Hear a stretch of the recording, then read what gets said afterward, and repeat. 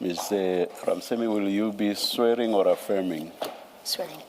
Do you swear that the evidence you are going to give is the truth, the whole truth, nothing but the truth? If so, please raise your right hand and say, "So help me God." So help me God. Thank you. Can you please pronounce your surname?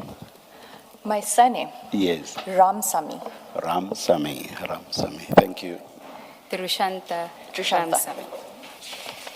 Now, Chair, as you indicated earlier about the issue of Ms. Ramsamy being referred to as advocate, and she explained why that is, for purposes of her evidence, when we do get to those aspects where emails are addressed to her or referred to as advocate, we understand the context within which that is. Yes. Ms. Ramsamy, then, if we can start with your witness statement, and if I could ask you here, please feel free to elaborate on your statement where you feel necessary, and we can start on page 1 of the statement at the introduction. Thank you. I am an adult female admitted attorney in the full employ of the National Prosecuting Authority. You'd have to raise your voice again. Sorry. Or bring the mic closer. Can I bring the mic closer? There we go. Yeah. Can we do, is that better? I am an adult female, admitted attorney in the full-time employ of the National Prosecuting Authority, attached to the Investigating Directorate Against Corruption, commonly known as IDAC, which is established in terms of Section 7, subsection 1, capital A of the National Prosecuting Authority Act 1998, Act number 32 of 1998. I joined the IDAC as a state advocate on the 1st of March 2023. I hold an LLB degree obtained from the University of KwaZulu-Natal, and I was admitted as an attorney of the High Court of South Africa on the 7th of June 2013. I was appointed as an aspirant prosecutor in Pietermaritzburg, KwaZulu-Natal on the 1st of February 2015. I wanted to continue the I wanted to contribute to the justice system after a personal tragedy. What started off as a 2-year commitment as a prosecutor has turned out to be an 11-year journey. I was based within the Pinetown cluster, KwaZulu-Natal, from the period of 2016 to 2020. During this period, I've dealt with drug-related prosecution and worked closely with SAPS members such as Carl Saunders, who has given evidence before this commission.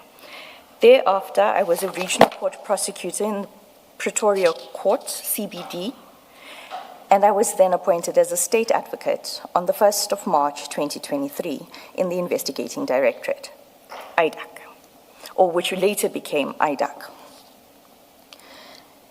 Given the extensive nature of my evidence, I will submit 2 statements. The first statement being the statement which deals with the genesis of the crime intelligence investigations until my consultation with the complainant, Mr. Fadil Adams, on the 6th of January 2025. In the second statement, I will deal with the events that transpired after January 6, 2025, regarding my involvement in the crime intelligence investigations and the Medicare 24 investigation. If I may clarify with regards to the Medicare 24 investigation, the Commission will see emails and correspondence that relate to Tembisa. However, the Commission will also see that the documents that I've provided does not relate to Tembisa. It was just titled that under, my opinion is that it was a guise. It is in fact the Medicare 24 contract. Can I just clarify on that? So later on we will see handwritten notes from you of consultations that were held and meetings that were held where reference is made to SAP's contract, Tembisa Hospital. You say that that is in fact the Medicare 24 investigation or Medicare 24 matter. That is what the office referred to it as at the time. Correct. So the reference to Tembisa in emails is in the subject line. Correct. And who initiated emails referring to Tembisa? Advocate Johnson. Or then you then communicated in later emails still using that same subject line? Correct. It later then, Advocate Johnson would title projects. Like the crime intelligence became known as Project Diversion, which I explain in my affidavit. You do explain in the statement, In my second statement, you would see that what was initially titled as Tembisa, which was actually the Medicare 24, becomes Project Wellness. All right. So it progresses in terms of names and disguising. Thank you, thank you. Is an explanation given why it's called Tembisa? Why you are using that title? Like I said, my understanding is that it was initially to disguise what was actually being investigated. Because I myself was confused, and through the WhatsApps that the Commission will see, there are articles that I sent based on the Tembisa to Advocate Johnson. It's only later towards May that Advocate Johnson openly stated that it was the Medicare. But in meetings with the team, we were aware that it was a 360 million rand contract. Which is the Medicare 24 contract. Correct. Okay, thank you.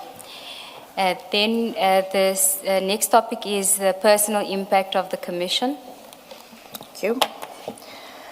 Before I testify regarding my involvement in the matter relating to IDEC that I have been asked to testify about, I have to set the record straight at the onset regarding Advocate Andrea Johnson's testimony before the Commission. Advocate Johnson told many untruths about me and my involvement in what is now known as the Mukwele case. She did not disclose that I raised concerns from the onset and repeatedly thereafter, which concerns I deal with in detail. These concerns are not limited to the Mukwele matter. I had concerns about the crime intelligence-related cases and matters relating to the National Commissioner, General Fani Masiamola. Advocate Johnson decided shortly after the Section 2813 authorization of the crime intelligence matters that all other crime intelligence matters would be ring-fenced into a project which she named Project Diversion. I do not know why she chose this name, other than that what is stated in the WhatsApps that I have provided. Which we will get to in the chronology of events. Correct.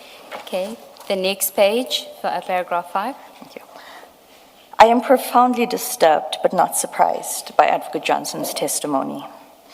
She sought to blame me for so-called irregular or problematic processes. Let me make it clear that Advocate Johnson was in charge of Project Diversion, and in particular the Mukwele matter from the onset. I deal later with the makeup of the team, which was different to how a project or investigation team is usually constituted. It is my belief that Advocate Johnson handpicked me to be part of this project because I had successfully, or rather we had successfully investigated another Section 27 referral matter involving a high-profile individual. I also believe that Advocate Johnson picked me because she thought that I would not question or ask questions because I'm a state advocate, not a senior state advocate, not a deputy director of public prosecutions. What she did not anticipate was that Mr.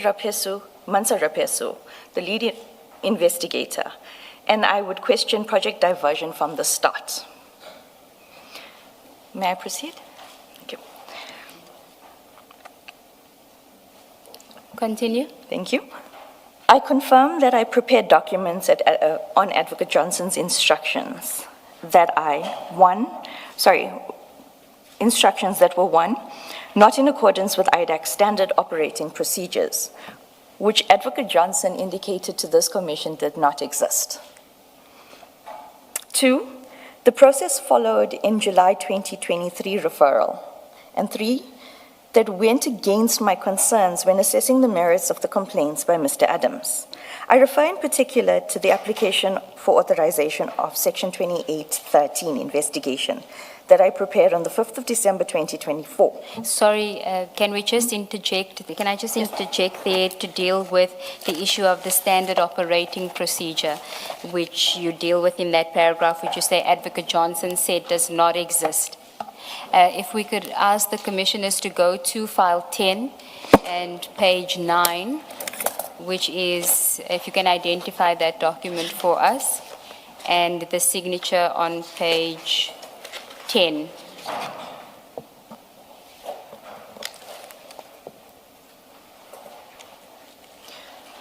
Page 9 is the Investigating Directorate Against Corruption Operations Manual. This is disseminated via email to every person that works at IDAC. It is also re-disseminated to every staff member upon the arrival of a new staff member. So it cannot be said that there are no operating procedures or SOPs within IDAC. The And then- signature, Page 10, yes.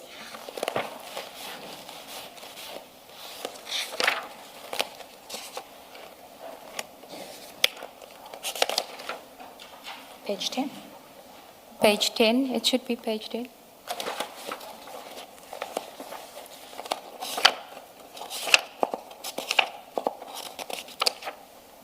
You were on 9, which was the first page of the and then page 10. The last paragraph or portion of that page 10 is the signature of Mr. Matthew Sissoko. He is the head of investigations and operations, also known as the second in charge of our office. And then thereafter is the signature of Advocate A. Johnson, Investigating Director IDAC. Please note that the dates also indicate 16 October 2024. This is version 2. Yes, we can see there that version 1 is 18 December 2023, and then version 2, 16 October 2024. Correct. And could you just briefly tell us what the operations manual deals with? We are going to deal with it in detail later when we engage you on the processes, but if you could just give us a high-level summary of the document for now. The operational manual. Sorry, Ms. Am I speaking Ramsamy. too Yes, softly? and I apologize. closer, Okay. yes. The operational manual is supposed to, and I use the word very, supposed to, create structures in which the IDAC works. These structures are based in terms of Section 7 and 27, 28, and 29 of the NPA Act. It sets out procedures with regards to investigations, referrals from the NDPP, team constitutions, reporting lines, presentations, instructions on how presentations are supposed to be done, on briefings as and when investigations are in progress.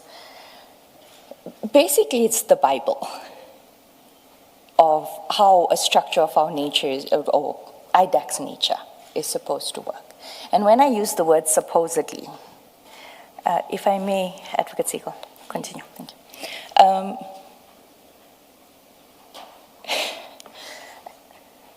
Advocate Johnson would deviate constantly. It was a situation where we had this, but she would also have her own way of doing things with different groups, different investigations, different structures. So there was a constant deviation from what was in black and white. And it was always from her office that the deviation was done. And when the deviation was done, it always came with intimidation. Can you explain intimidation in this context? Am I allowed to say it as we say it in the office? Yes, please. The nickname for Advocate Johnson in the office is flip-flop, knee-jerk. Okay, just explain that. You would get instructions in the morning. Can I speak from my personal experience now? Okay. Yes, please. You would get instructions, or you would have a conversation with Advocate Johnson in the morning, or telephonically, or via WhatsApp. And it would be just the two of you, or maybe another prosecutor and you. And you would find commonality, or you would explain the legalities, the processes. I mean, the elements of an offense changes, but the principles of law does not change. If you have a document in a murder matter, it doesn't change when you're trying to prove it in a corruption matter. So you would have those engagements with her. And then during the course of the day, there would be a conversation that would take place between Mr. Perumal and Dylan Perumal and Advocate Johnson. And the flip-flop would happen. So no matter how you explained it to her or how the decision was made in a rational manner, it would then change according to what Mr. Perumal wanted. And my evidence will show how that affected the investigations. And when you were engaging Advocate Johnson without Mr. Perumal, did you find that you were then speaking to somebody that was legally trained, a prosecutor? Was there that level of engagement? Yes.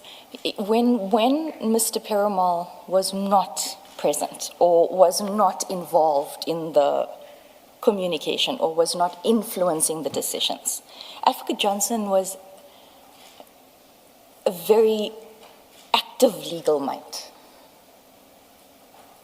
You would be able to engage, and she would speak about different things that she had done and how we can incorporate it and sections of acts. But then come Mr. Perumal, all of that is thrown out the door. And we are now doing things that we're not even supposed to be doing. And it is becoming an instruction. And Chair, from 2023, let me speak for me rather. No, I'm going to speak collectively as the prosecutors of IDAC, because we are all, majority of us are rocking in this boat. If you defy an instruction of Advocate Johnson, or you contradict her, the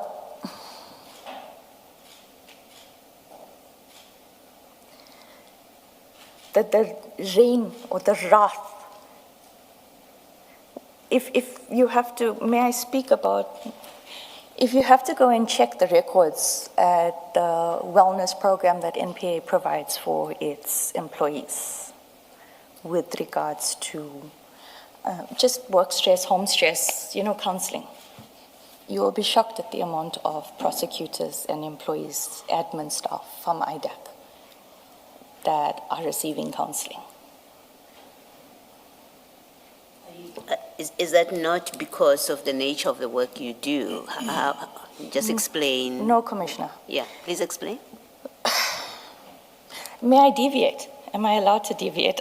Slightly. Slightly, okay. If you don't follow the instructions, you receive emails of a nature that, when I was consulting with the DPCI officer, when I intended on making protected disclosure in June last year, I likened it to being treated worse than scullery maid. You would be internally investigated, unlawfully so.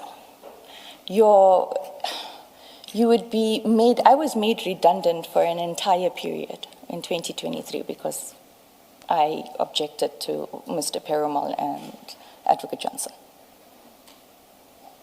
And it happened again this year because I objected. And when you say internal investigations, what mechanisms would she adopt?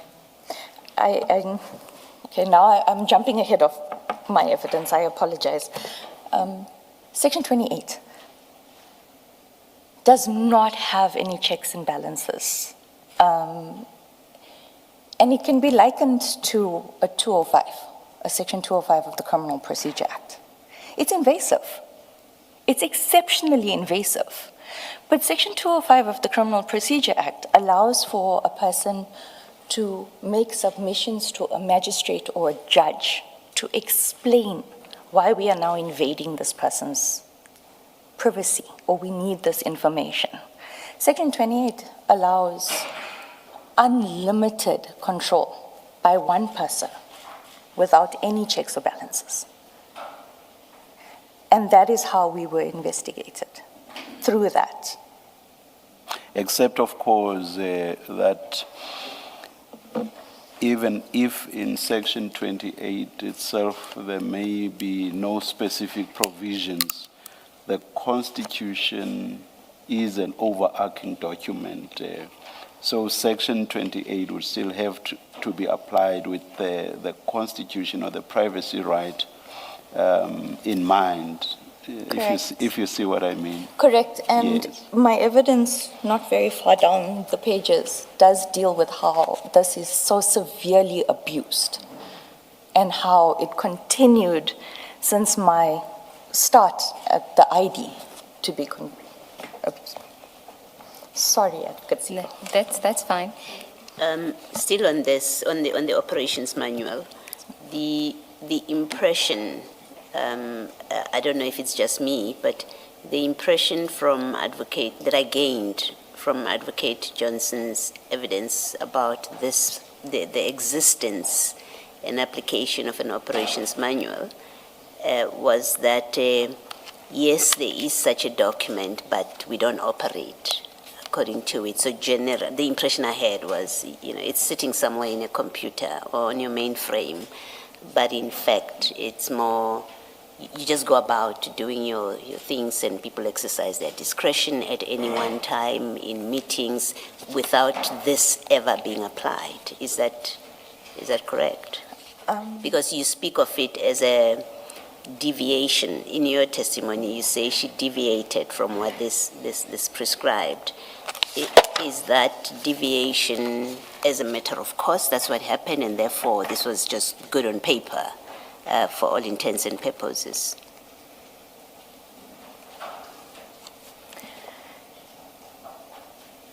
It's applied as and when Advocate Johnson wanted to use it. All right, I'm answered. Thank you. Okay, we can go back to your statement, paragraph 6, the 6th line, the sentence that starts, I will explain. I will explain why this did not sit well with me. Page 3. Yes, page 3, paragraph 6. You'll see after you deal with the 3 points, you then say, I refer in particular to the application for authorization. Do you have that? Yes. You can read from there. I refer in particular to the application for authorization of a Section 2813 investigation that I prepared on the 5th of December 2024. I will explain why this did not sit well with me.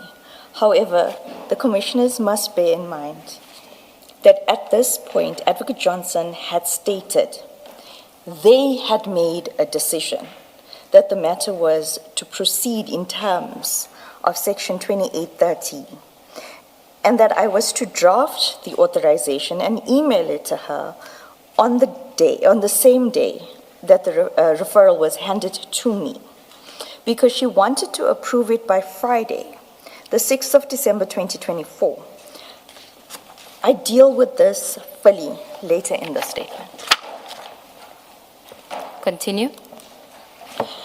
On or about the 30th of June 2025, after the Mokwela arrest and the first appearance, I contacted a DPCI officer. I must state I trust this DPCI officer, which is why I contacted him, to inform him that there's a problem at IDAC and that I need to see him and explain and show him the documentation that I had in my possession.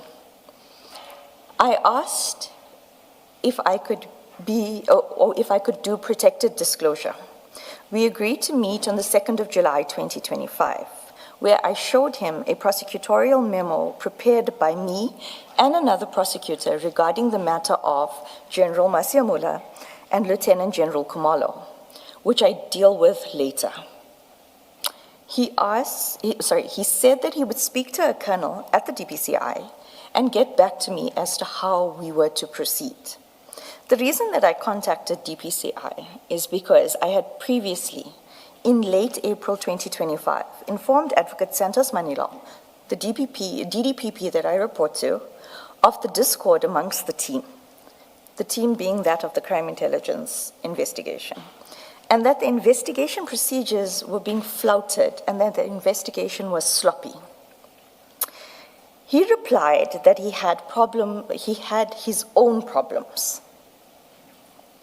In August 2025, I started collating documents regarding what I considered to be unlawful instructions from Advocate Johnson and Mr. Perumal regarding project diversion.